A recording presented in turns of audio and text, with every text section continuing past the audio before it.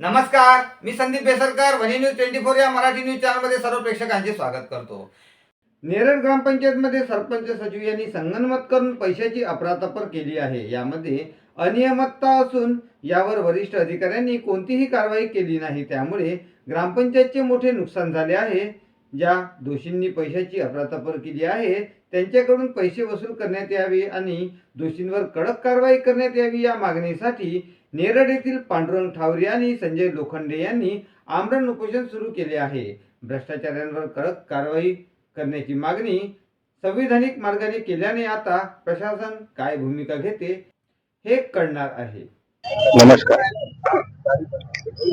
आम्ही जे ग्रामस्थांनी मागणी केली होती की आमच्या गावचा जे अफरातफर होती, अफरातफरीचा आम्हाला अहवाल दिला आहे। त्या अहवालात अनियमितता झाली आहे, ते पूर्ण आम्हाला विस्तार अधिकारी साहेबांनी दिला आहे, पण त्याच्यावर अजूनही कोणताही इन्क्वायरी केली नाही।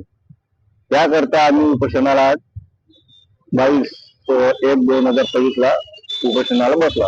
आमची मागणी एवढीच आहे की दोषीवर कारवाई व्हायला पाहिजे।